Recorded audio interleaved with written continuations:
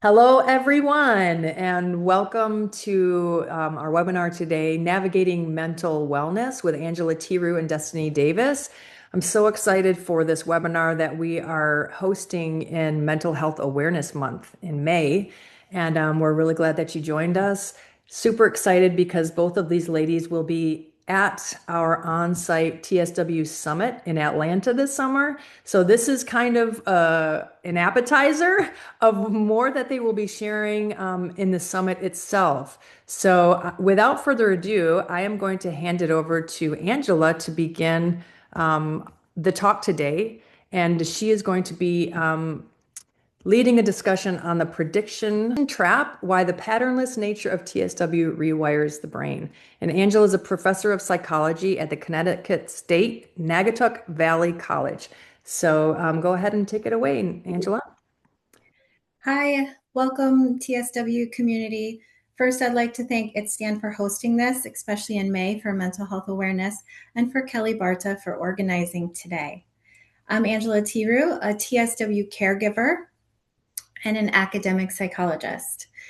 In the conversation around mental wellness and TSW, we often talk about depression, anxiety, isolation, and these are very real concerns. But today, our conversation, I'd like to take a different direction and talk about kind of the roots behind those conditions.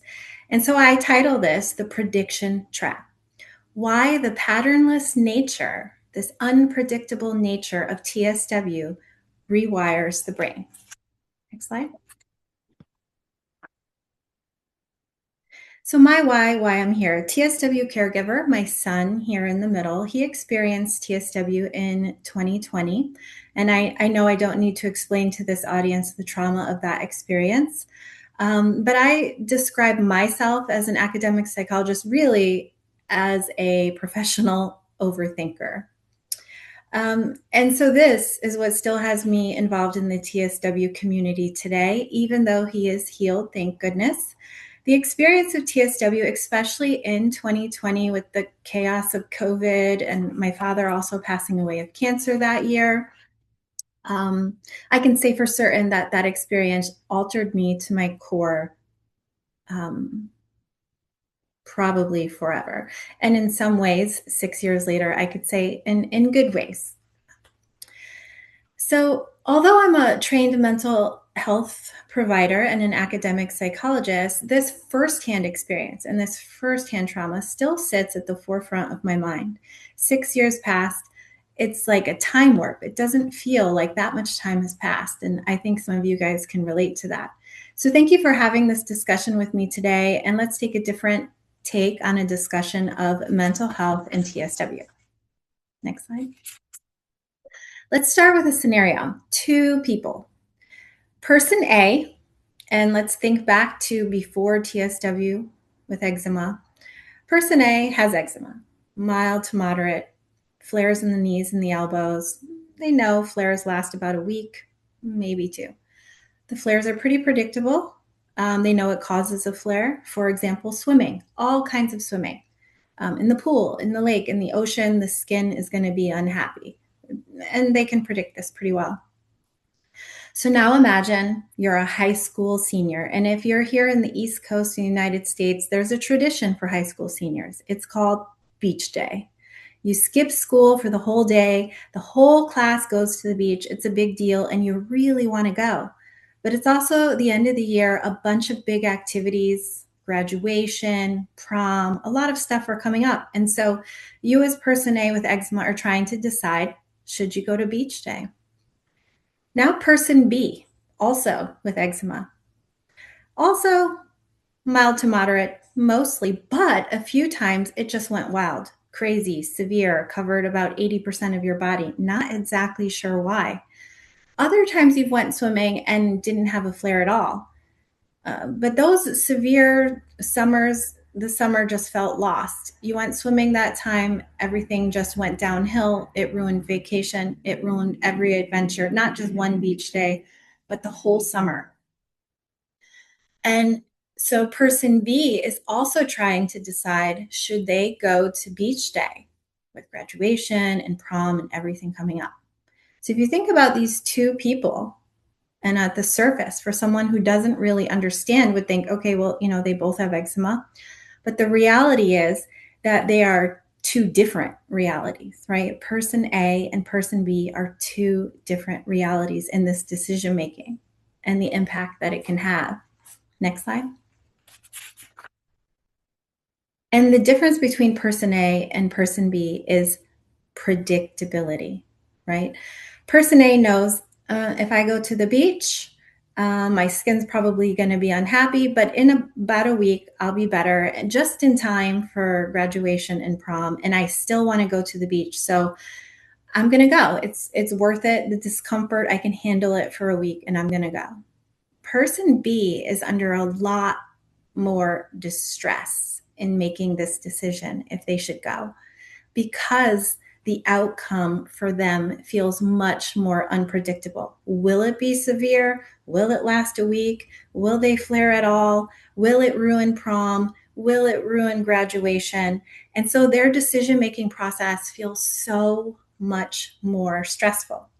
And so what we know about brain science and evolution, and even just the survival of our species at the beginning of time, is that predictability of our environments is very important for not just survival, but for mental health.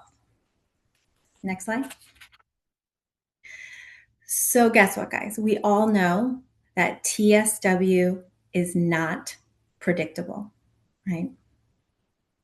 We can take this concept, this example of just one decision about a beach day, and now, with regular eczema, and amplify that 1,000% with TSW. And we know that TSW is not predictable. Just for a second, just imagine if at the very start of TSW, someone said to you, you have TSW. This is awful, but it will last 1 year. You will have 2 major flares. Sun exposure and exercise will help. And this X lotion, this one particular lotion, is the best. Would that still be a horrible experience for that year? Yes. But that would be completely different than the reality of what TSW actually is, right? It's the unknown, that dialogue, the searching, the questions, the looking for the light at the end of the tunnel is a completely different experience. And the difference has a significant impact on our brains. Next slide. If we think about how this started, the evolution of patterns and predictions in how our brains evolved, our brains run like prediction machines, like prediction software almost. And it aided in our survivals. If you think back to our ancestors, imagine if every single item of food you placed in your mouth, you had to wonder if it would kill you, right? That would be extremely stressful, but we can create patterns and predictions, and those lead to safety, and it saves energy in our brains to make other decisions or to get out of hyper awareness. The opposite example of that, and where phobias sometimes have deep rooted science in our brain, if we cannot tell the difference between a poisonous snake and a non-poisonous snake, what our brain will do is to say all snakes are bad, and AKA a phobia of snakes, which many people have. So when we can't distinguish, or we can't find a pattern, or we can't predict, our brain creates its own pattern of stress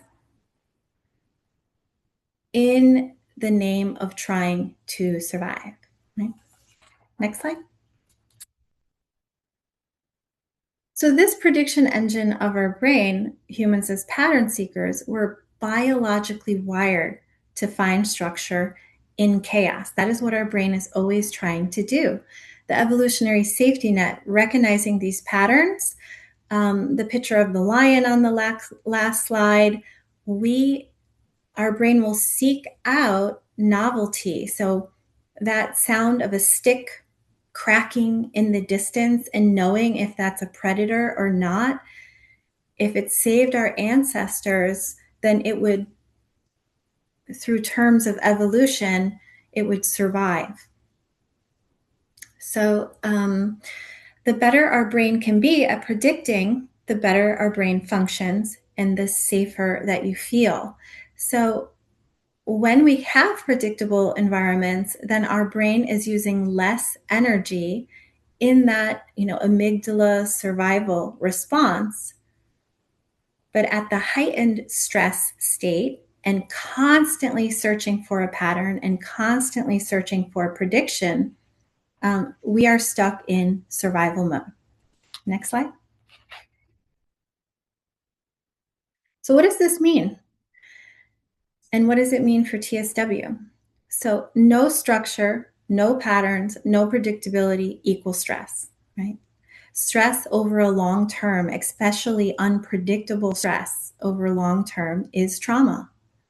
So, the unpredictable nature of TSW is a big part of what makes the experience traumatic for us. And trauma is a conditioned nervous system, a nervous system that is stuck in fight or flight, a nervous system that is stuck in the sympathetic S for stress. Next slide. And this stress, these are all of the things that lead to unpredictable environments and stress and trauma, prolonged stress, right? This is not a short duration condition. There are many people that are suffering for untold amount of times. This prolonged stress is an important prong of trauma.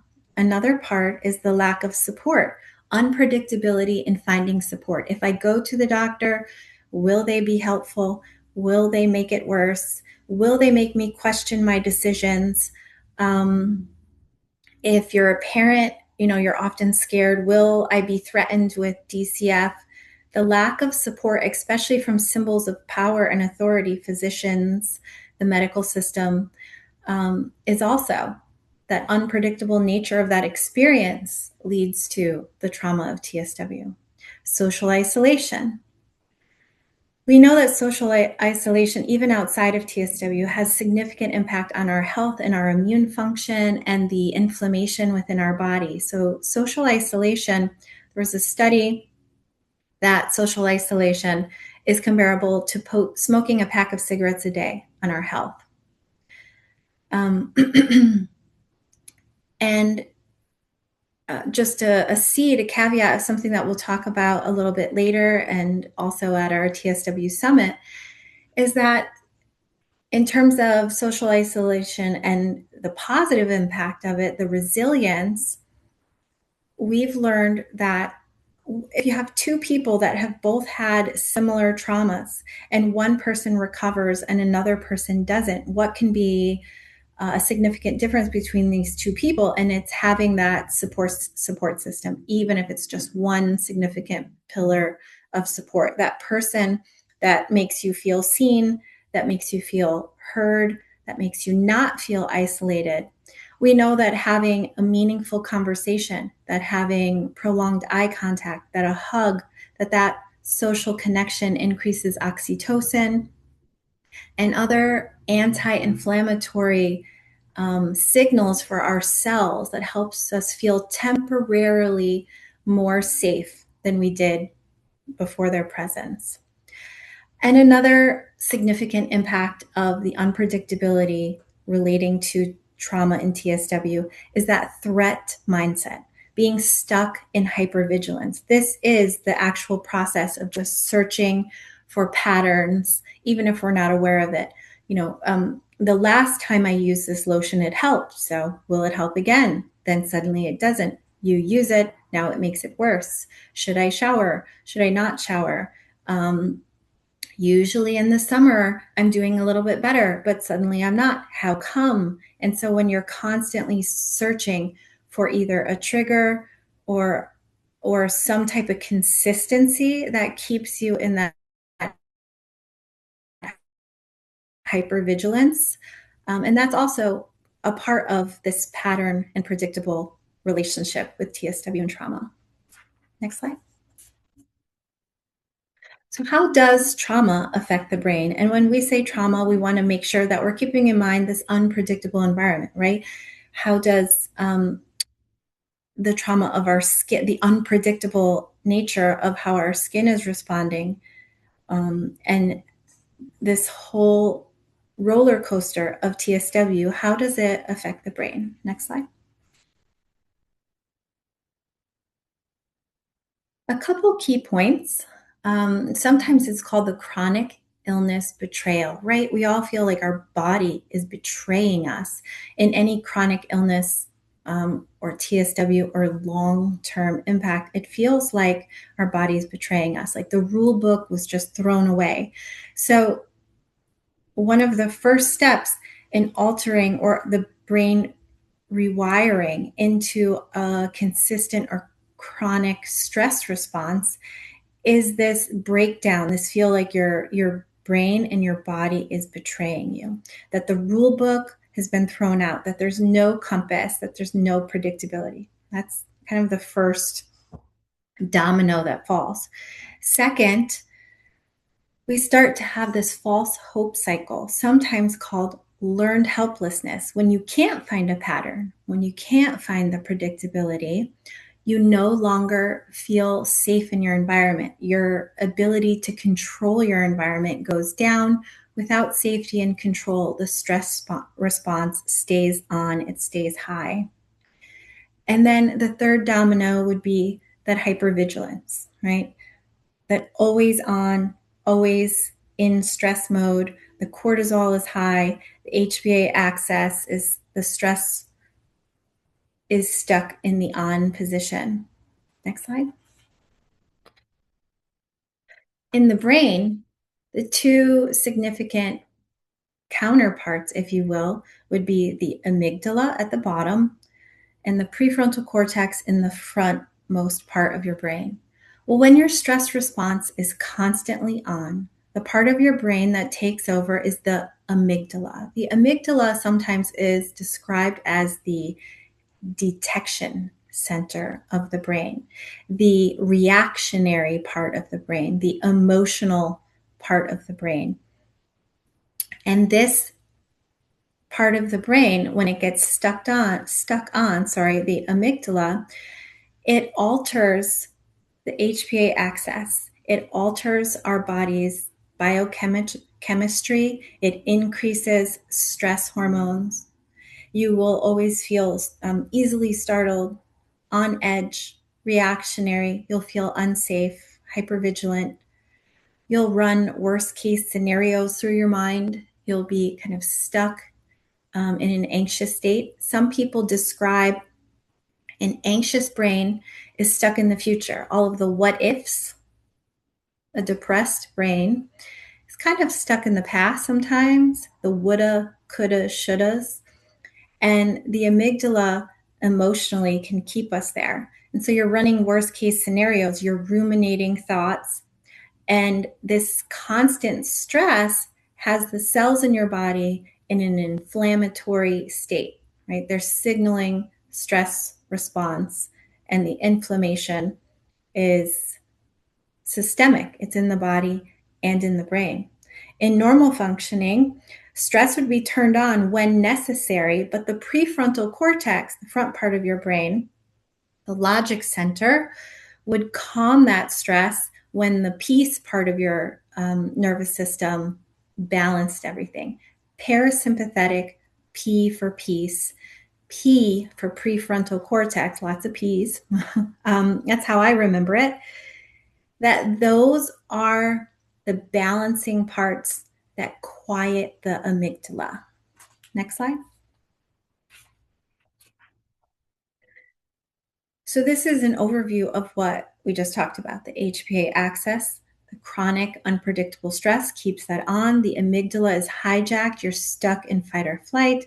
The neuroinflammation, not just in the brain, but systemically, gets turned on. It activates all of the dominoes of the stress response hormonally, cortisol, the adrenal glands, everything is stuck on. And what that leads to is just burnout, fatigue, constant scanning, um, and exhaustion. So if you feel on edge until you just burn out, uh, we know that we're just kind of stuck in fight or flight.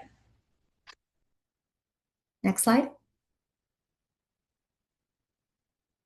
So here I'd like to segue into, so we just had a discussion about what our brain is doing and how it's adapting and changing within this traumatic experience of TSW. But okay, so now what? What can we do? But before we answer that question, I really want to stop and make a significant acknowledgement. Everything that we just talked about does not mean that our brain is broken. It does not mean that our brain is permanently damaged. In fact, all of those mechanisms are survival mechanisms. They are adaptations of our stress response to help us to survive. And in the thick of TSW, that is actually a normal response to trauma. That's a body's normal response to trauma. But the good news is that just like we can and will heal from TSW, our brains can heal from trauma. Our brains are pliable. Our brains, it's called neuroplasticity. They can change and grow with time, with healing, and with effective coping mechanisms. Our brains can readapt and heal. So even though the beginning of this can sound like scary, bad news, oh my God, my body's just dysfunctioning, actually, it's handling stress. And you're going to need that for a period of time. But the next step is, well, what can we do about that? And so I'd like to just kind of give a skim overview of what we can do about that, but plant the seed that I'd like to have another discussion about the neurobiology behind these coping mechanisms and behind what we can do. And some of them are familiar to you, but also help you to value them and understand what they're doing in the body and why they're so significant at our TSW Summit in July. Next slide. So some of the things that you've probably heard, if we want to get out of our stress response, is the significance of the vagus nerve, the most significant nerve in that P for peace parasympathetic nervous system. The 80-20 rule, that a significant portion of the vagus nerve signals up. And so when we change our body, we change our brain. The anti-inflammatory reflex, and when we activate the vagus nerve, how that can create an anti-inflammatory environment in the body and mitigate a lot of the stress response. Next slide. And so when you're suffering and people say something like, oh, let's breathe together, it can almost feel condescending. But if we start to understand the biology behind some of these things and how it activates and regulates the stress response and the significance that can have on our body in a systemic sense, we can value them. And so we'll have a deeper discussion about these in July. Next slide. But it's the why that these work.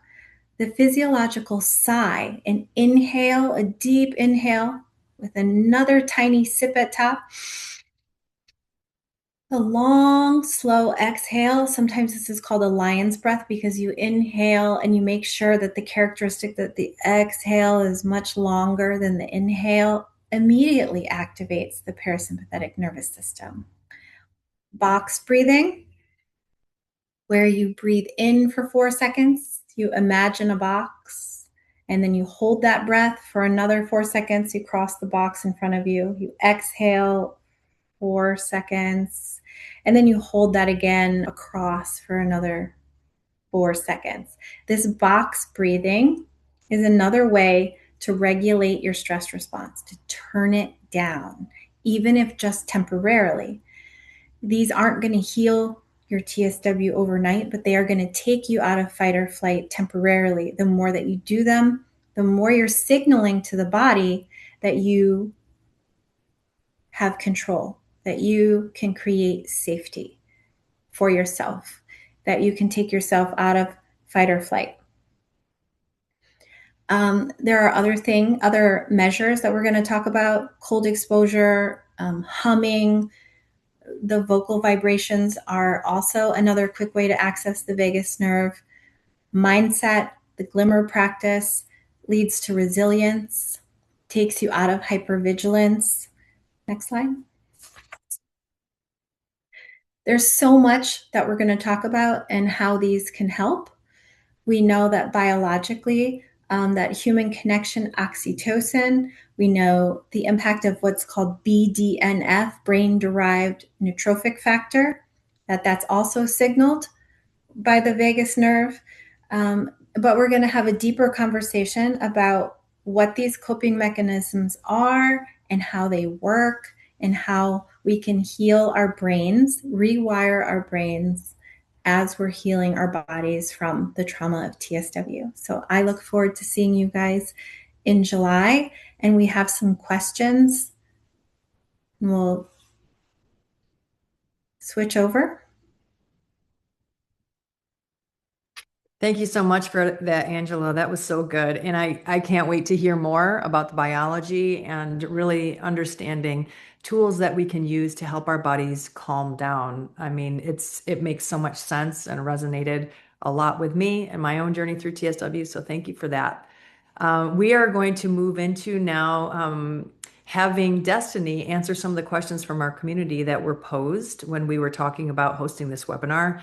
And Destiny will also be with us in Atlanta. She is the chronic illness therapist. When I discovered her here in my hometown, I was just thrilled beyond measure because I'm like, you are exactly the person that we need to talk to. Because there's that extra layer when you're dealing with chronic illness that the person who does not is not dealing with on top of everything else in life. She also hosts a podcast and she teaches other therapists about how to do therapy with chronic illness patients. So I'm just so thrilled and honored to have Destiny with us. And I will hand it over to her and let her answer the questions. Thanks, Kelly and Angela, for that great presentation. It's a good primer for a lot of the questions that you all had asked via Kelly's social channels. So we'll get right into those. The first question that we got was, let's Just a see. second. I have to be able to access my Ah. slideshow here.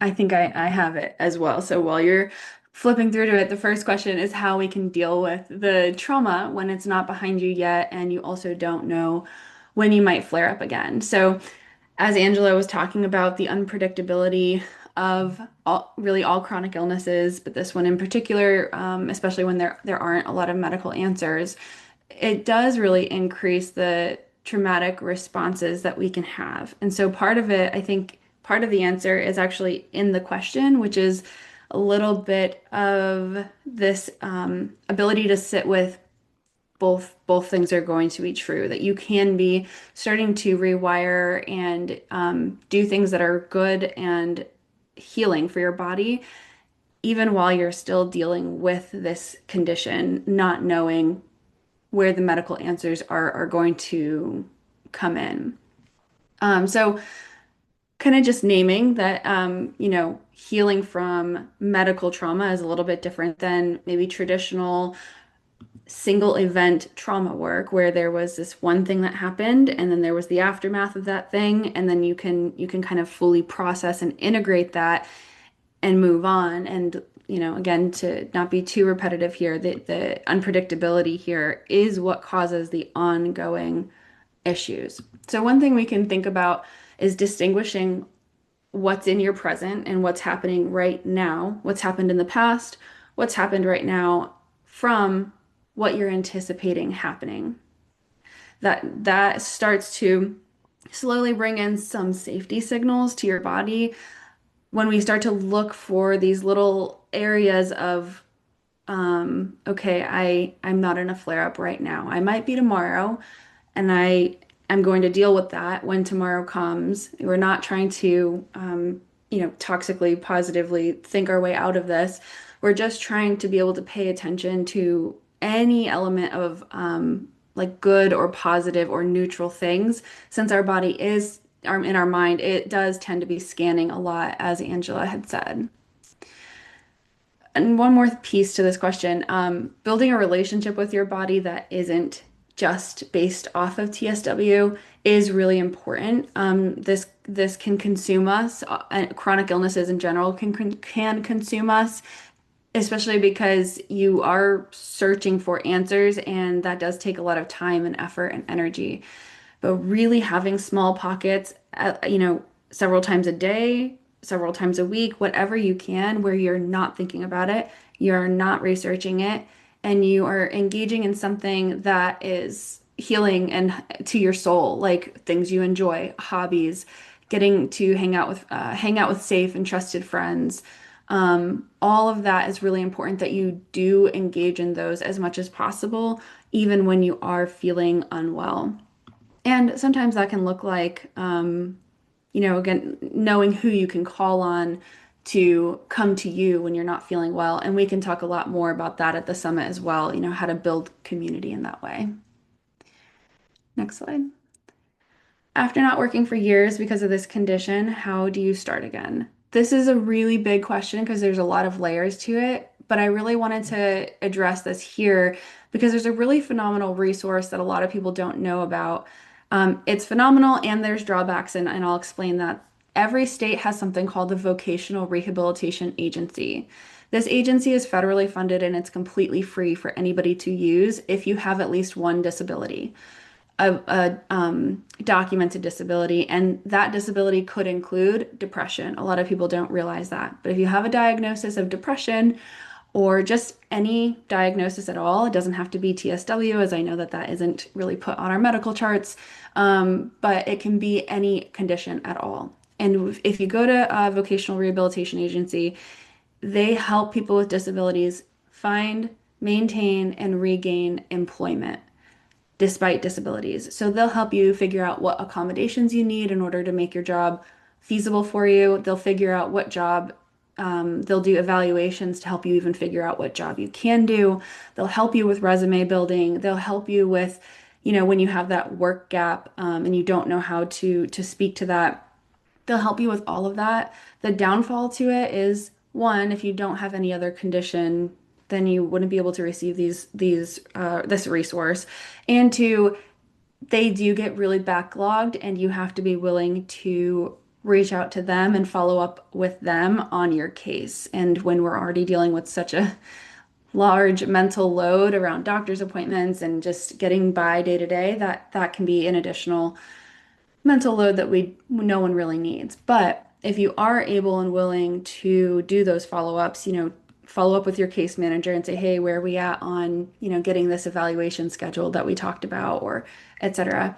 It's a really, really great resource. And they even pay for things sometimes, like things that accommodate you at your job. Sometimes they'll pay for school. It's very individualized, so you have to work with your case manager there to figure out what would be most appropriate for you. But it is a really great resource. And just remembering that, returning to work might not look like it did before based on your current capacity. Also, what gaps in work how gaps in work may or may not affect your ability to continue in that field, as unfair as that is. And yeah, and one other piece to this, and this is where vocational rehabilitation agency can help, but also a therapist who understands disability of any kind can really help you figure out what accommodations that you need yourself.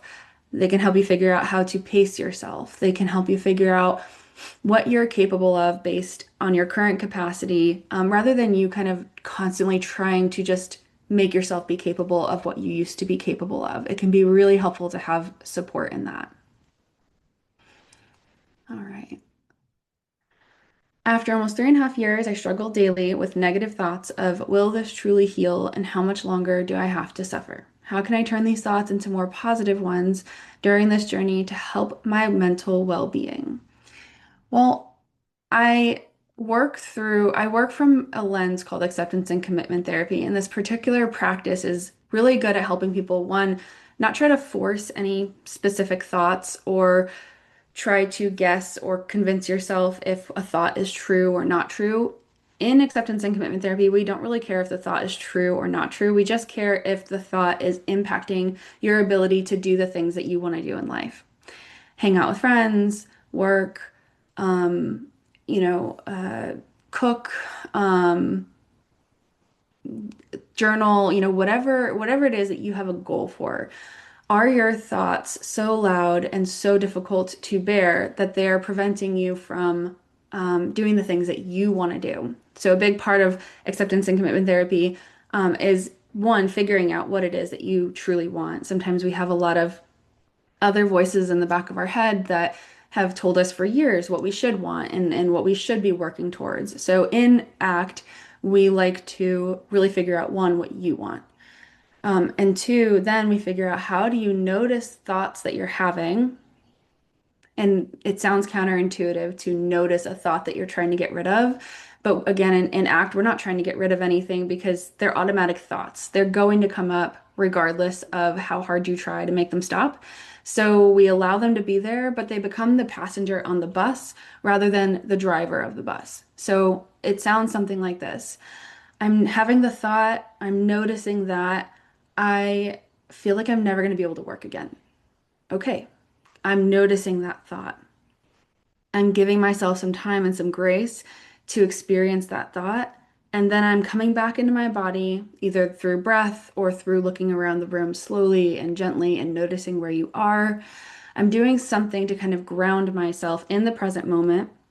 And then I'm engaging with my values. So I'm moving into something that is going to be in alignment with what my values are, despite what that first initial thought was, right? So that could look like applying for a job, even though I have this thought that I'm never going to get it. Or it could look like eating dinner with my family, even though I'm having this thought that this dinner is going to ruin the rest of my week because of X, Y, and Z. This is something that does really require an individualized approach. It really does require somebody helping you kind of with the nuance of it all because yeah, it's not meant to sound like something that you're supposed to just push through or get past something. It really does require some individualized support in my experience.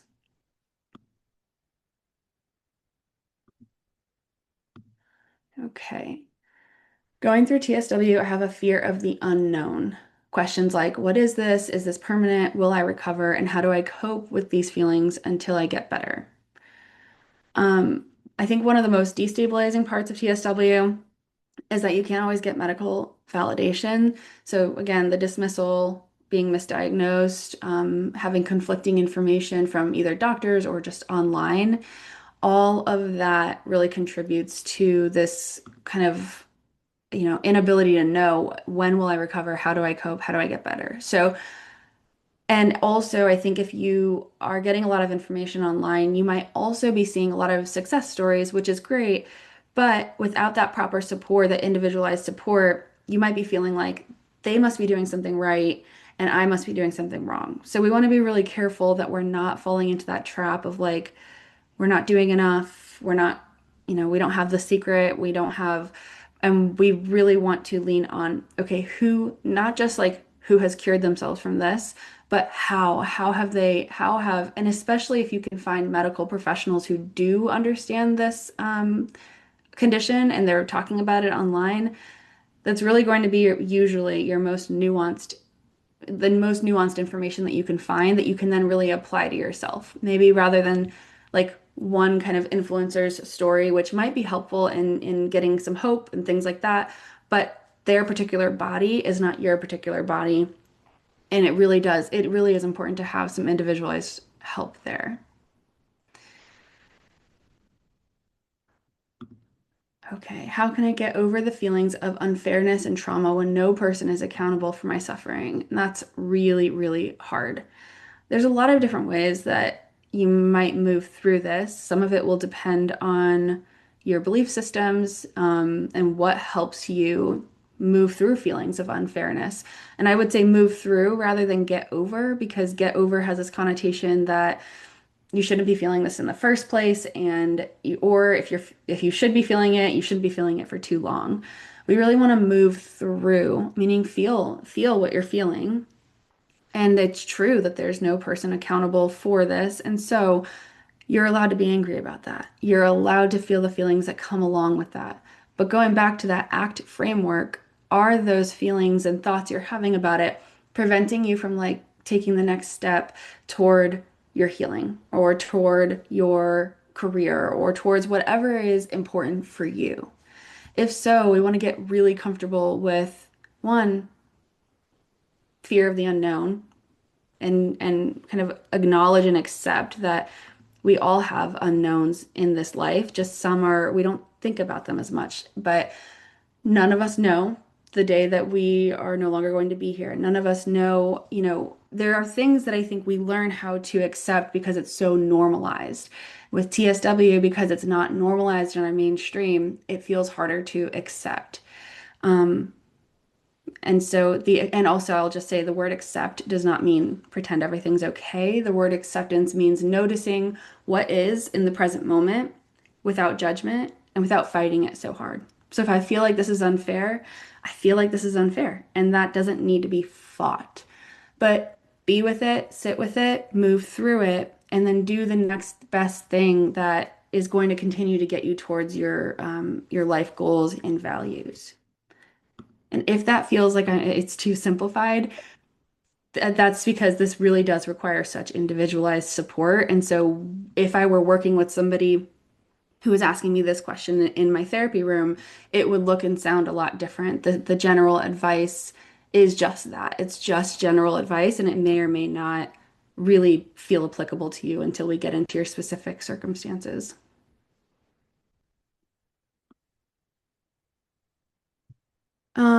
Going through TSW mentally and physically, yes, it's very draining. And what is the best way to cope and get through each day?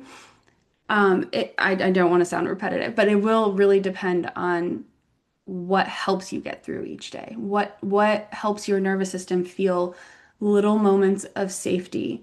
What helps you feel connected to other people or to yourself? What helps you notice what's happening in your body and then reduce the fear response without gaslighting yourself. Sometimes when we start to talk about reducing a fear response, it sounds like when you first hear this, you might hear it as like, so I just shouldn't be scared. And that's not what we're saying here. You can be scared and be with that. And it's very counterintuitive, but the more you're with it, the more familiar your body gets to it and your nervous system gets to it, which can reduce on its own, reduce some of that nervous system activation. All right. So I think that's all we have time for today. Yes, that was so good, Destiny. I'm just thrilled that both of you are going to be with us in July. We actually will be having a panel with Destiny of people sharing their personal experiences, a teenager, a caregiver, different adults, and then Destiny's going to speak to a lot of those challenges that we face. And that in itself was just amazing. Even the fact of you talking about acceptance isn't saying it's okay. It's just acknowledging that it is. I love you bringing it back to like, what are your personal goals? What do you want? Where are you going? And let's keep a focus more on that. It was just awesome. Both of you, thank you so much. And I wanted to let our viewers know that if you have questions or things that you would like to be brought up in July, please drop us a line here at info@itsn.com, and we're going to post this also on our socials so you can write something in the chat. But this is why It's In is here. We are here for our community to provide support and hope along the way. I love that Angela said too about our neuroplasticity. Yes, our body is handling the trauma. It feels terrible in the moment, but we can heal. And so that's why we're here to support all of you. And so with that, I'll just again invite all of you to please join us. We just opened scholarships up. So if cost is a barrier, you can apply to have a scholarship for your registration so you can come. We want to have as many people in the room as we can get in, packed in there. So please consider joining us. I know TSW is unpredictable, like we talked about. Traveling can be difficult, but we're going to try to make it as accommodating as possible for everyone and as comfortable for everyone as we can. So reach out to us with any questions, and we really look forward to seeing all of you in July. Thank you. Bye, everyone.